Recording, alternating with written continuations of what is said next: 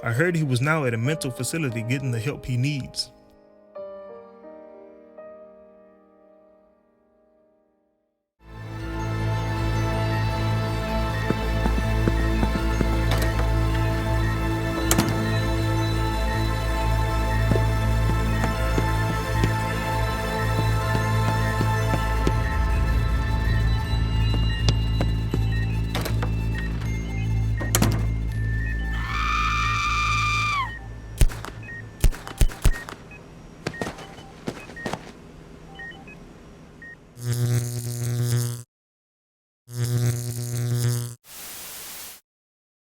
Hey, how's it going? Welcome back to another story. Story number 8 is by Reddit user Itchy Fiddly Digits. As always, a link to the original story will be linked in the description below. Any characters or buildings shown in this video are not meant to be actual representations of how the people or places actually look in real life. The animation is for entertainment purposes only. Now that that's all out of the way, let's get into the story.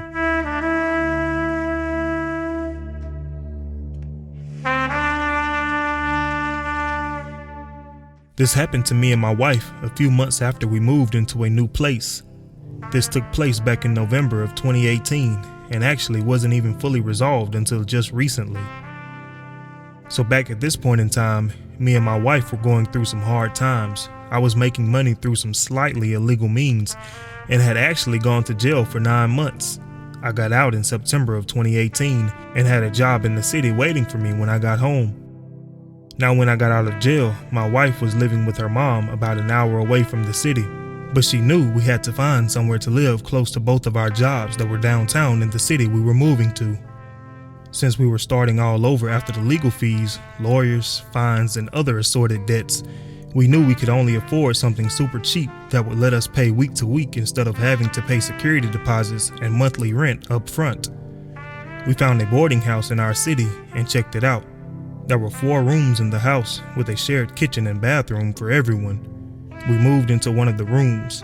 Our neighbors on the first floor were a 30-year-old Asian lady and her mom. Upstairs, there was a young black guy who moved in the same week as us, and also a young couple that lived in the room next to the young black guy.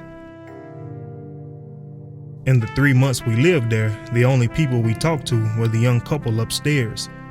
They seemed similar to us in age and interests, and we usually just talked to them in passing or outside when we were all out there having a cigarette. They were nice enough. They also smoked weed, which me and my wife did as well, and we smoked outside together a couple of times. Things were just a-okay until the month of November came and crap just started to hit the fan left and right with a couple who we'll name Jim and Sierra.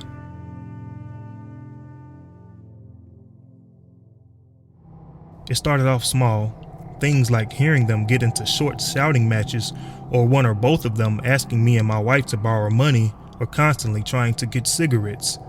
One day I came home and Sierra was walking into the house at the same time as me with 3 guys I've never seen before with a case of beer. They partied all night and kept me and my wife up, but we ended up going to bed around 5 a.m. A few days later, we are woken up on a Sunday, me and my wife's only day off, to Jim screaming at Sierra and throwing all her stuff into the front yard. He was calling her all kinds of names and told her to get out of his life, yada yada yada. They argued for like 3 hours and eventually someone picked Sierra up. We had a week of peace and quiet, but by the next week she was moved back in and the fights and screaming were constant.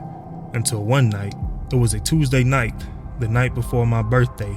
Me and my wife worked that day and just kind of lounged around after work. My wife and I ended up smoking some weed around 1 a.m. and put in a movie to giggle at all night. The whole time we were watching this movie, we could hear Jim and Sierra screaming at each other. We could hear the stomp of their feet as they moved around upstairs in the room right above our ceiling, and went on the whole movie it seemed like. After actually making it through the movie without falling asleep from smoking too much, we both noticed that Jim and Sierra had finally stopped fighting. We both wanted to take advantage of the quiet and lay down to sleep until we had to go to work in the morning.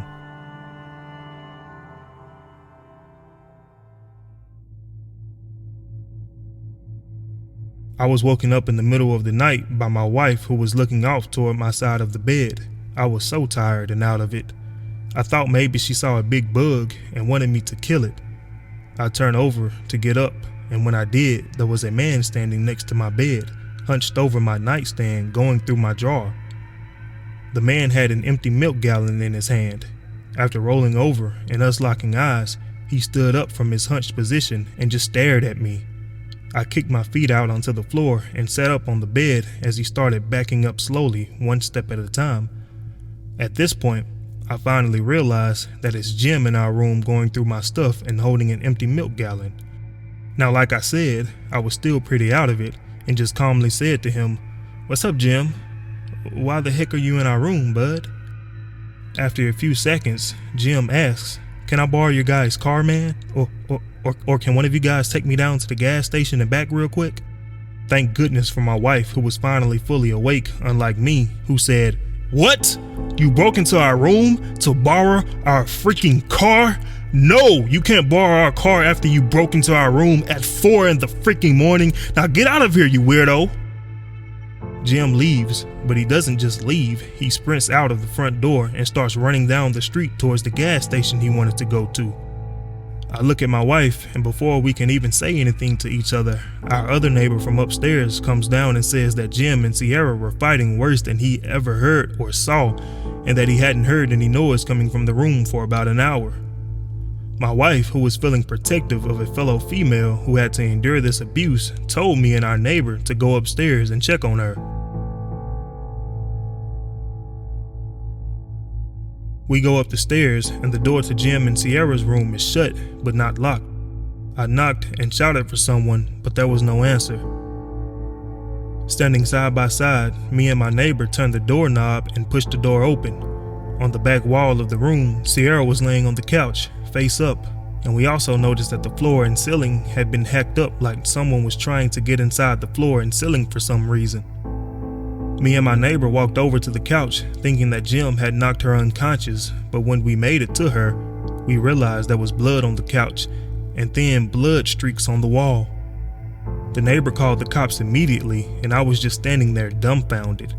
I heard him tell the police that Jim had smashed his girlfriend's face in with a sledgehammer and the weapon was still there, but Jim had run off. The police told us to leave the room and to wait outside if we felt safe doing so. The cops came and put an APB out on Jim, and they found him an hour later running down the street. After talking to the cops, they said it looked like Jim was trying to find the gas line in the house, and he probably wanted to go to the gas station to get fuel to help him burn the house down with Sierra inside. After all the cops left and everything calmed down, me and my wife looked at each other like, what just happened? We had to call in to work the next day because there were 2 news vans out front all morning, and every time we stepped out for a smoke, they were badgering us for an interview. It ended up being a small blip in the news with a short paragraph in the newspaper and a 1-minute segment on the local news.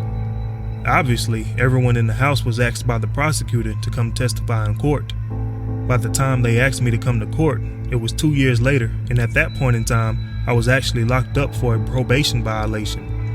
Keep in mind, I'm in the same county jail that Jim is in while he's going to court. I had gone on vacation while on probation across the country, and they found out about it, so they gave me 60 days to do in county jail, and then I would be done with probation.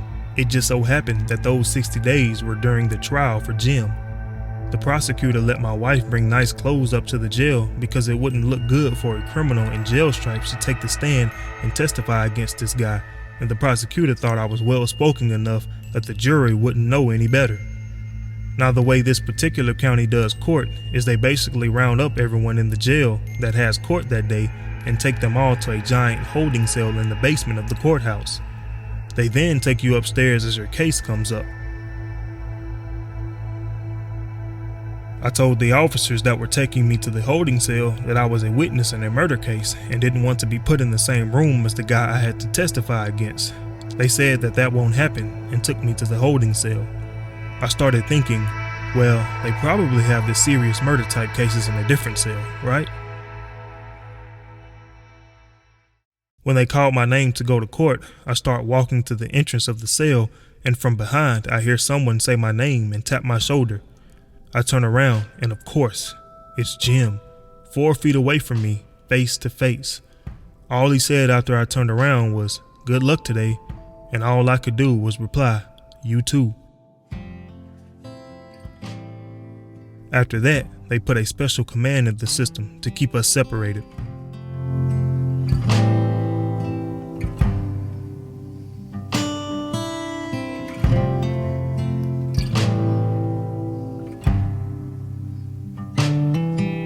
I hope you guys enjoyed that story. Like mentioned at the beginning of this video, full permission was given to me by Reddit user Itchy Fiddly Digits to read on this channel. If you or anyone you know have a story they would like to be read on here, fill out the form that's linked in the description below. Lastly, don't forget to subscribe and ring that notification bell so you won't miss any more videos. I'm trying to one day do YouTube full time to bring you guys more content. The more of you guys that subscribe, the faster that will happen. I hope you guys all relax and have a great night. I'll see you in the next video.